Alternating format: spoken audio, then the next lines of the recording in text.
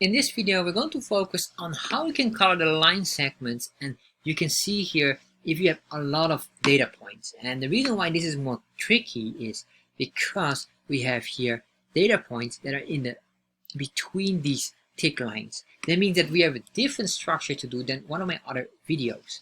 So let's start to explore how to do this.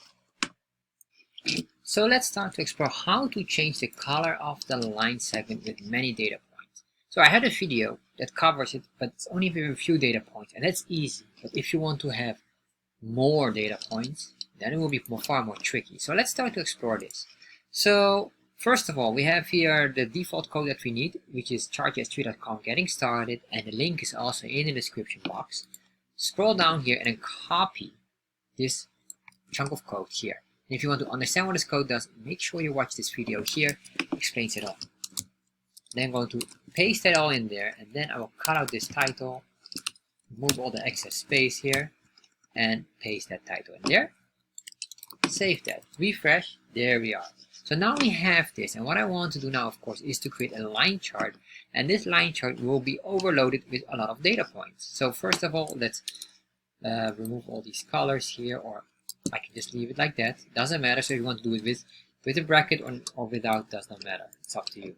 So then I'm going to remove the border width here, save that, and then let's start to put in some data points here. So we have the weekly sales, and I'm going to say here, comma, and paste, comma, paste, that's twice, 3, 4, 5, 6, 7, 8, 9, 10, 11, 12, 13. Alright, so 13, if it's 7 times 13, so it's almost 100 data points, or 91 data points to be exact. So I'm going to copy this, come, and then here, 1, 2, 3, 4, 5, 6, 7, 8, 9, 10, 11, 12, 13.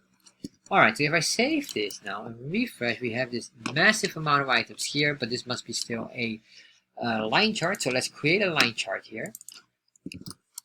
Save that. Alright, so now we have this, and what I want to do is I want to just grab a few data points and I'll make them very excessive. So one is 120, and here's another one 180, and then finally here maybe 99. Alright, save that. So you can see here we have some of these that just jump out. So if you look very carefully now, is you can see here we have these points here. That's basically for the grid lines. And if you only have, in my other video, if you only have a few data points where the grid lines are matching, it's easy. But if you don't have them, because now we have this non-matching grid lines points, like this one, I want to have only this part being colored, it is far more advanced. Alright, so doesn't matter, and that's why we're here. So what we're going to do now is the following. We're going to create first a background color for this. So I will just say a comma, I will say fill will be true. So we want to make a background color, we'll say true. Save that and refresh. Alright, so now we have this background color. What I'm going to do now is with the background color, I'm going to start working on a function. I'm going to delete everything in here. And then what I'm going to say here is context, because we're going to make a callback functionality. And then basically what we're going to do here is create a gradient color. But our gradient will be a very smart gradient, where we are not moving gradually from one color to another, and we're going to instantly transform from one to another. So anyway, this is the callback functionality, and of course usually this is the best practice to have this one and put there, so you have parentheses covering that. So we say here in the context, and what is probably the best is to first show you what is in the context. If I save this, refresh, and then let's see what's going on. Most likely I forgot a comma. Alright, unexpected identifier number 60. So this is very important. We have to always put a comma here because this is still an object. So save that, refresh. There we are. So now it gets this horrible color here of black, or horrible is just not suitable. But anyway, doesn't matter. What we're going to do now is start working on it. So what I want to do here, what is really important, is the reason why I'm showing you this, the context. It loops through this. If I click on the last one here at the very bottom, what we need here is basically the following. I need to get a context.chart. And let me see, are we in here? It doesn't even show it in here. So that's alright. We're going to grab that one because it's probably here not being shown. So I'm going to say here the following. I say here constant chart will be equal to context.chart. And then let me just double check. If we do this, save that, refresh, you can see here, it doesn't show you the data, but it does give you the data. So this is very important. It doesn't show where it is from, but it does give, most likely it is this. What we're really doing here is we're going from context, we're going to one object level deeper, but for somehow reason we're not seeing it. Anyway, what we need here is the following. I need to get certain values, but then you're going to use an object destructuring, because what we're going to do here is we need to have the canvas here, or the CTX, so we are allowed to draw something on the canvas. And you might wonder, what are we going to draw? Well, we're going to draw nothing. What we're really doing is coloring it in a different order or a different way. So this is very important. So we're going to get this color here. The CTX is necessary, but you also need to know the chart area with all of these data here later on that will be transferred on a separate function. And then finally what we need is of course the scales. We'll go down here somewhere the scales, we can see the x and y coordinates, and the x and y coordinates eventually will give us these ticks, but I don't want these ticks. I just need the coordinates with the width and how many ticks we really have, and not the ticks that we see here below, but the ones we don't see. Like for example this one here, this is Monday, is somewhere in the middle. We need to be able to extract that. So we're going to do some clever tricks for that. Alright, enough about the theory, let's start to work on it. So what we're going to do here now, first of all I'm going to say object destructuring, and then what I'm going to do is this chart here, we're going to grab all of those, so this, parentheses, and then we say here, oh, equal chart. Alright, and then what I'm going to do here, because this is an object destructuring, it would mean that we're going to split out the existing object and use shorthands for them. And that is the CTX, comma, chart area, what I just showed you, all these numbers, and the scales, which later will be x and y.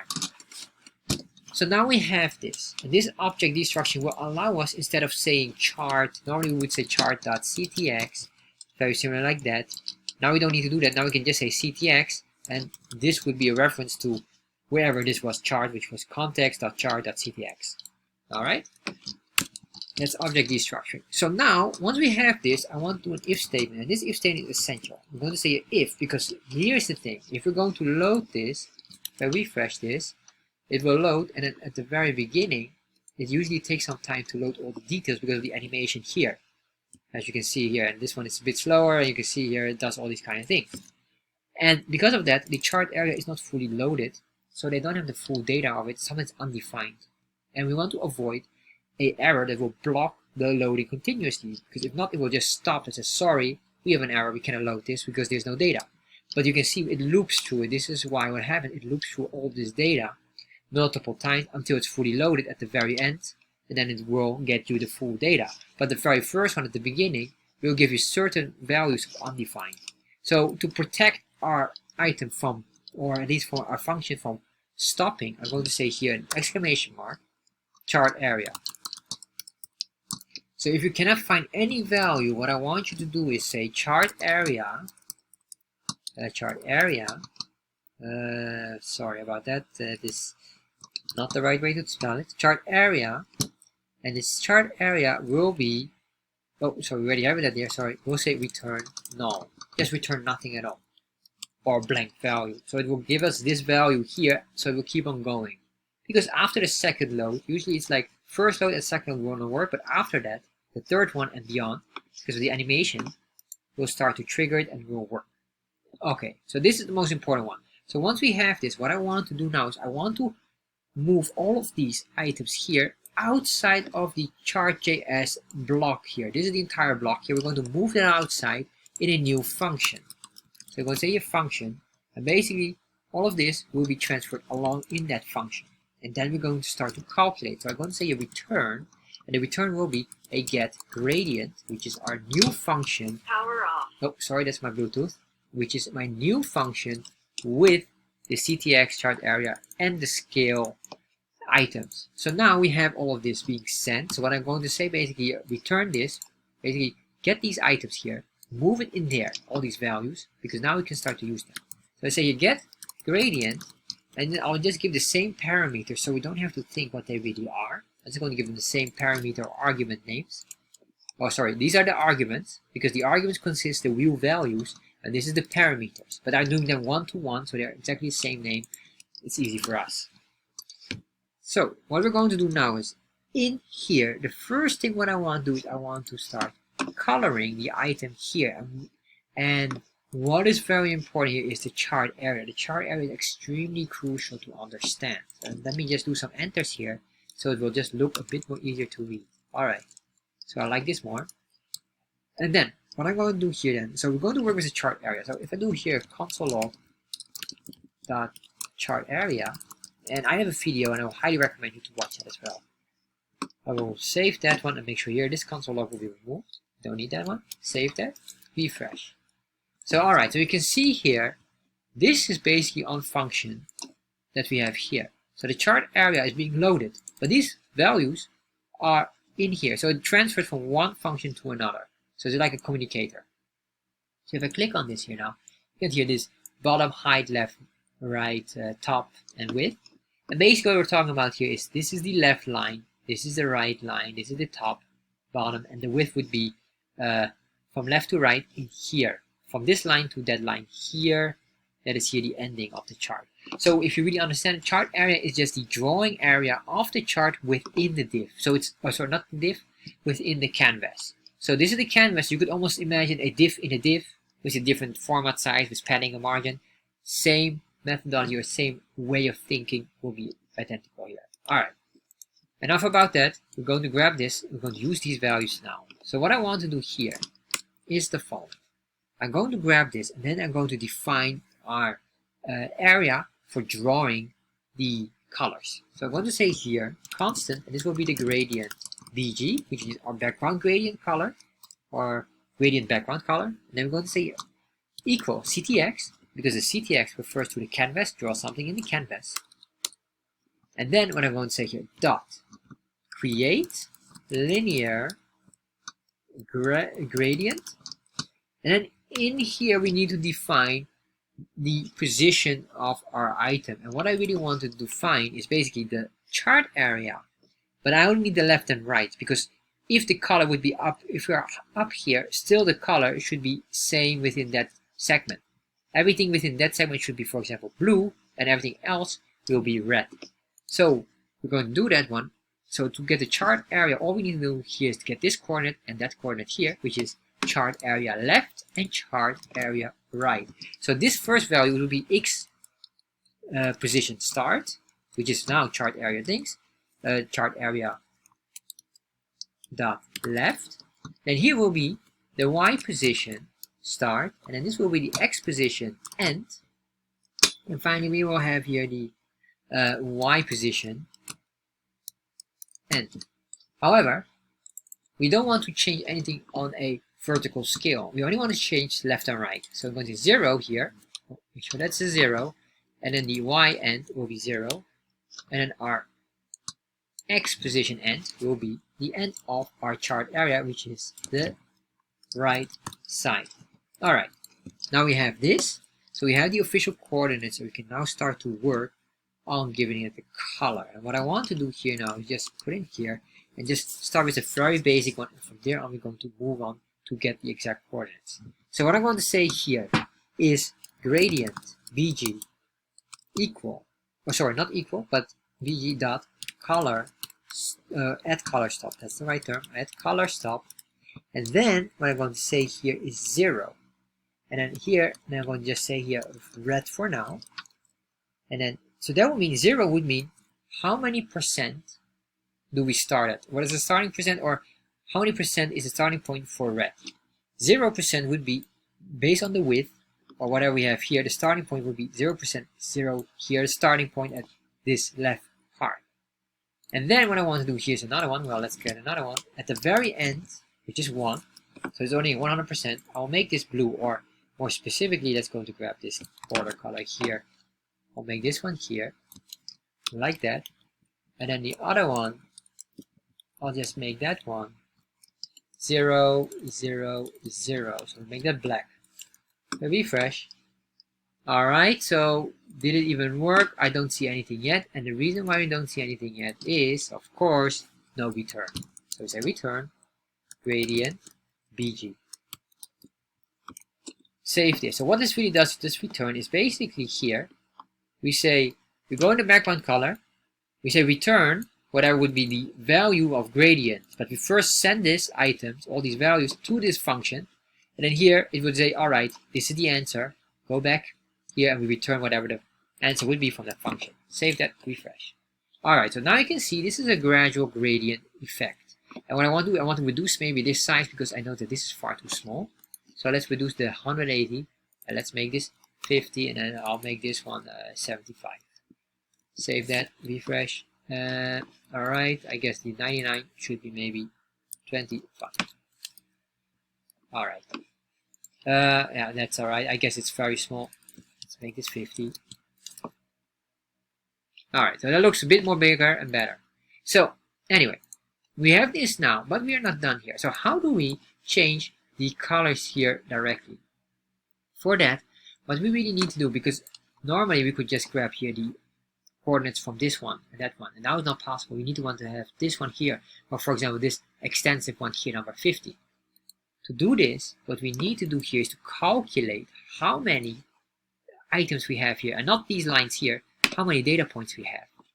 So we're going to start now with the more advanced part, which is the following. We're going to calculate here. First of all, I'm going to say console.log and just calculate our chart area.width. And this is grabbing the width in pixels. So calculate that, open up developer tab. Our width is 665 pixels. This would indicate, remove this here a bit, alright. From here to here is 665 plus. And you can see this is 700. That would indicate that maybe we have here some pixels and here some pixels of space. Alright, this is very important because now we're going to have, we have one part already. So the next part what I need to know then is, of course, how many items do we have, or more specifically scales from here to here. So to do this, I need to do another console log. And then we have to calculate. We're going to calculate this manually. So we're going to say here the following. We have to calculate here specifically the item. So let me double check. Where can we find that? So you can find that in the scales. Remember, we have this still. We didn't use that yet. Scales.x. So if I save this and refresh. Alright, console log. Let me open up this a bit better and let me just comment out the other one because I notice it's starting to become too distracting. Save that, refresh. Alright, so now we get this. It looks through all this information. Click on here, scroll down here, and what we're going to search for is a very specific item here. We are in the X scale, and then we're going to scroll down here, and then in the X scale, we're going to search for the underscore. And we say value range. Scroll down here, so look for some value range. You can see here. In total, we have 97 data points. So I thought we had 91, but maybe did I edit it? I have no idea what I did, but anyway. Doesn't matter. So we have 97 data points. Yes, and we can later on validate this by doing it. Just say labels.max. So I'm going to copy this, or at least grab this one here. How do we get there? Let's look. You can see here underscore value range. You can see the tick length is only 25, meaning that there will be 3 data points in one tick approximately. So that's alright. So we're going to copy that. We're going to grab this one here. So save this, now refresh. You can see here 97. Alright. So that would mean now if we have this, we would know now how to calculate how many ticks there are based on the width, how many pixels in width one single tick is. This is very, very important. So that's why it's so hard, because we have here the width, and then we have this item here. So what I'm going to do here is the following. Well, what we can say here, maybe console log. I'll just say here chart width, or I guess that's really redundant. I don't want to do that because we already have that here. Then here we have the range. So, well, we can just leave it like that. But what I want to do is the following. I'm going to say here constant. And then I'm going to say here the X point width. And then we're going to say equal. We're going to grab here the chart area width. Then divide by what would be the range value here, the scale range value. Once we have this, we can now do a console log on the X point width, meaning how many pixels in width is a single point. So refresh. There we are.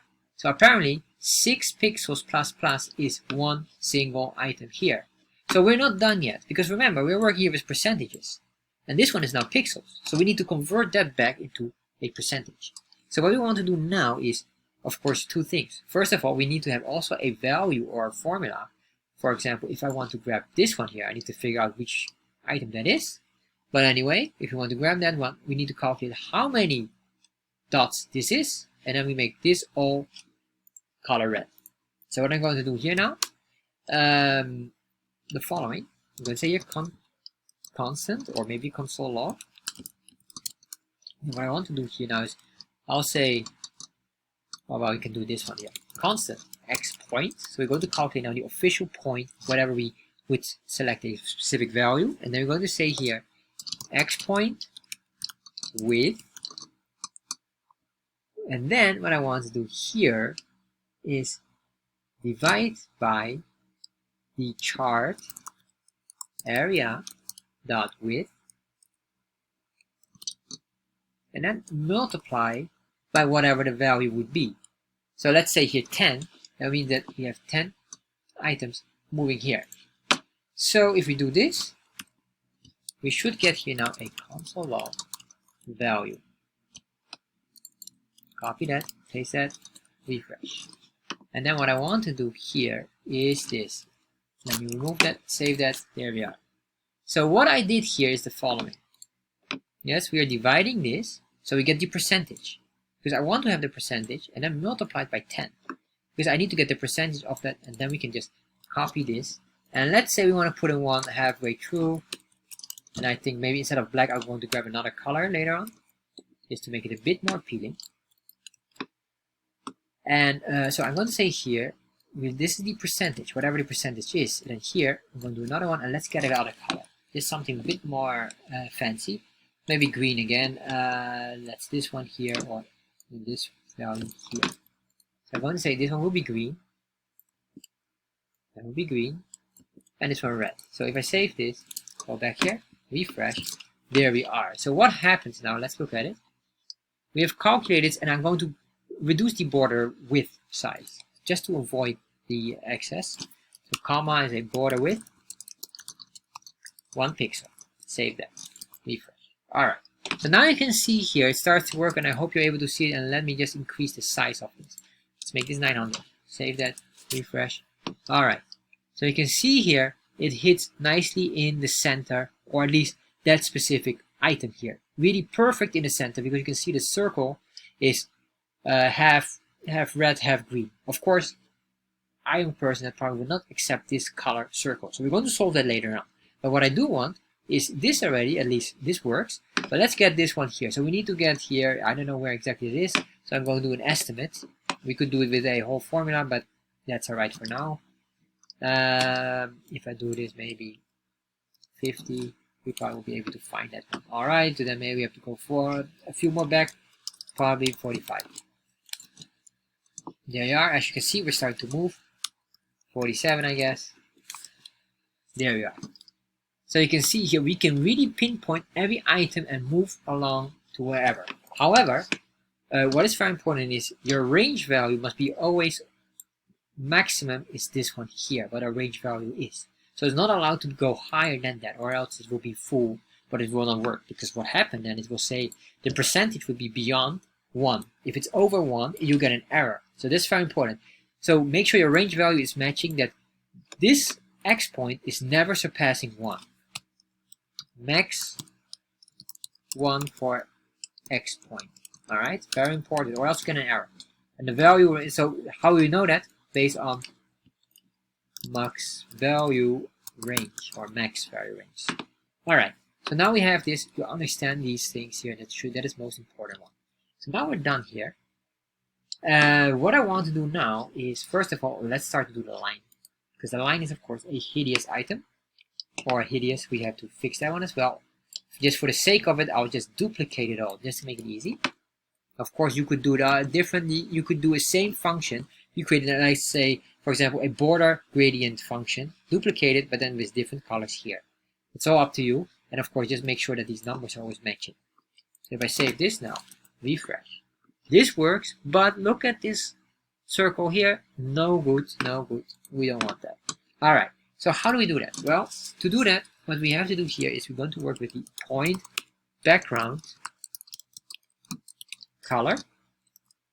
And this one, if you would say here blue, for example, if I save that and make sure you have a comma here or else you get an error, save, refresh. Now they're all blue. All right. You can see here this line here is of course still not really good, but that's all right. We're going to solve that. What I want to do here is the following. I'm going to say point background color, and this point background color must be an array. So what we can do, if we do an array, you will see, let's say here now red, it will start to make a sequence of red, blue, etc., etc. So what we need to do here is we have to loop through the entire value data point, and every data point must get the color based on what we indicated, and then afterwards, once we hit this one, or afterwards that, we will be starting moving it to a green color. So to do this, what we're going to do is, again, a callback functionality. And this callback functionality is luckily not that complicated. We're going to say your context. And then here, well, we can even remove this one, that's even allowed. What I'm going to do is a fat arrow or a arrow functionality. Make sure you have this one here, or arrow, a function arrow expression, that's the right term. Make sure you have the parentheses here. If you don't have any parentheses around that, you might get an error. Enter. Make sure comma here down. And then what we're going to say here is the following. First of all, let's go to the console log and just say here, what is context? Save. Then I'm going to refresh. Open up developer tab. There we are. Oh, I see we have a lot of things open here. What I want to do is remove the other one here, the console log here, just to clean up. Save that. Refresh. So we only have our single item here. There you are. You can see it's starting to load. This is what I was referring to with the data index. It's starting to load as well. But what I want to do here is the following. What I'm looking for is basically how many items we have here. But this is a problem. You can see here, we know there are 97 items, but there's a problem here. It's first load. So first load, initial load, because of all the animation, it is missing a few data points. 94, 95, 96, 97, and then you suddenly here jump to 0, and then finally after the end it's 97. So if we grab this data index, we'll get an issue. The issue is that the color will not be recognized. So what I need to do here is, instead of where are we? Here, instead of getting this data index, we need to find a more reliable source that will be by default loaded. So how do you find that? Well, we go here. .chart. Save that. Refresh. We are now in the chart, and all we can do here is basically scroll down here and go here to data. Just get the official data source. What else? So you can see here there's an array of 98. You might say, why is it 98 and we just thought it was 97? Because we have a starting one and an ending. This ending here right now is not being considered. So that's very important. Although it doesn't matter, not really. We can always work around with a perfect loop. But what I want to do here is, what I need here is just the labels, and then we say here dot length. So how do we get here? From data dot labels. Data dot labels. Save that and refresh here now.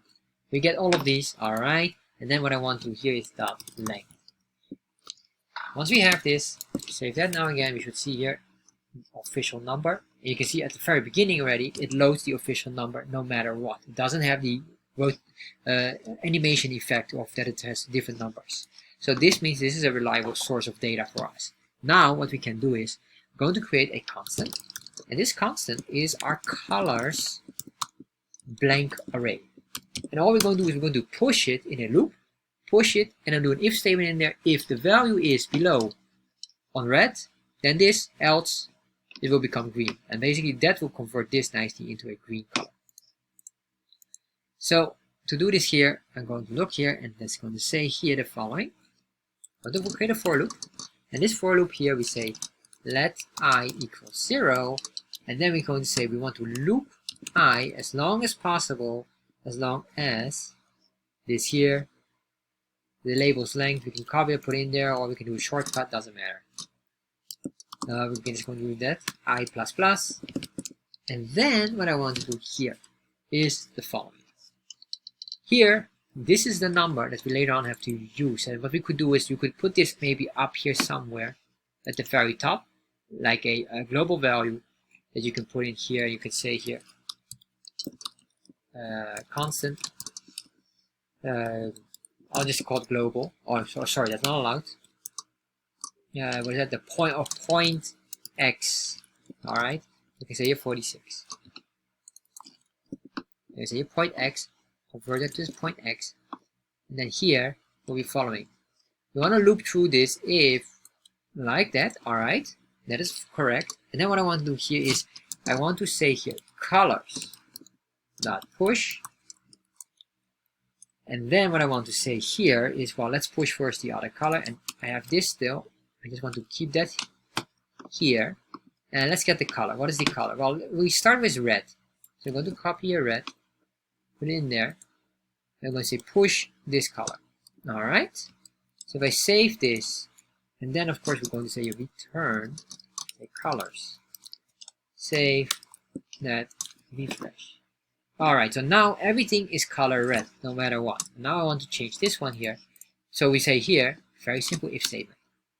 If, and what we're going to say is if, or I is, I guess, smaller or equal to point x, in that case, I want to say red.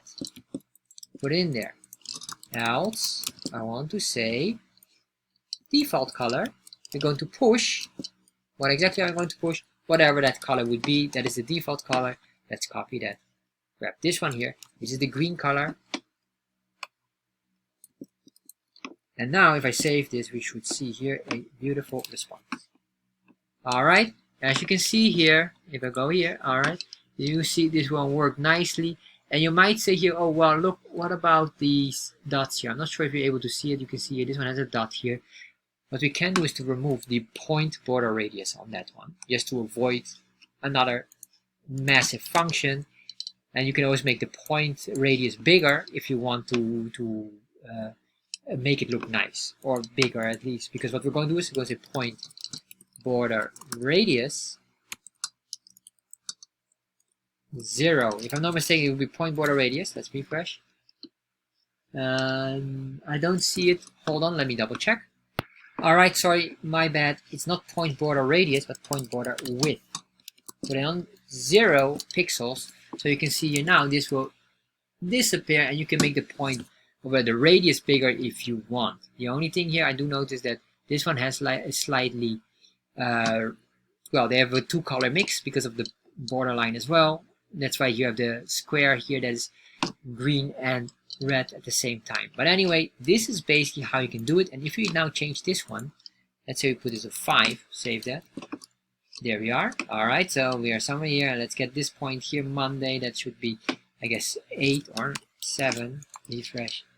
There, you can see here. Beautiful. This is absolutely phenomenal. And this is basically the way you can play around with this. So if you enjoyed this video, and maybe you don't want to go this advanced, because basically this question came from here, from this specific video, which is a far more basic one. We just focus on the items here. So that will be also another one. This is a far more easier one to do.